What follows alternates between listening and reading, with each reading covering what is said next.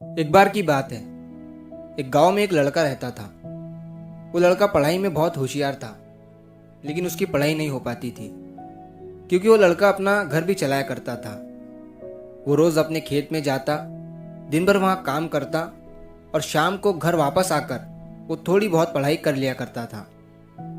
अब जब वो लड़का 12वीं क्लास में गया तो सभी गांव वालों को ये लग रहा था कि हमारे गांव से यही लड़का 12वीं में फर्स्ट आएगा, क्योंकि गांव वालों को भी पता था कि वो लड़का पढ़ाई में बहुत होशियार है।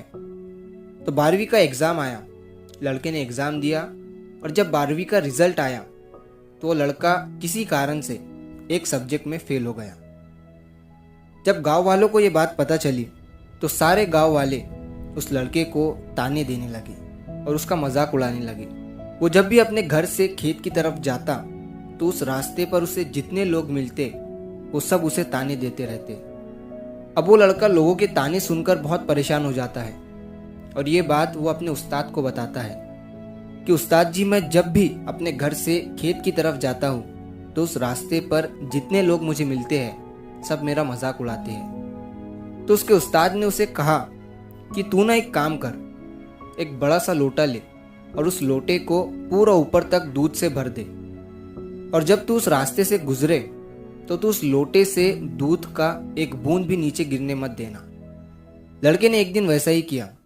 वो जब उस रास्ते से दूध का लोटा लेकर निकला तो उसका फोकस उस लोटे पर इतना था कि उसे लोगों की आवाज ही सुनाई नहीं दी।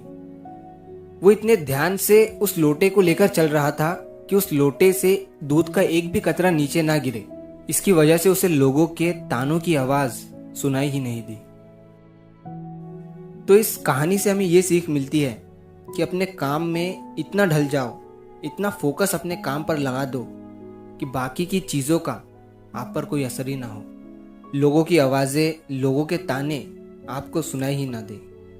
जैसे एक कैमरा होता है जो सिर्फ अपने सब्जेक्ट पर फोकस करता है, बाकी सारी चीज़ों को वो ब्लर कर देता है। तो बस आपको भी उसी तरह अपने काम पर, अपने टारगेट पर फोकस करना है, बाकी चीज़ें तो अपने आप ही ब्लर हो जाएंगी।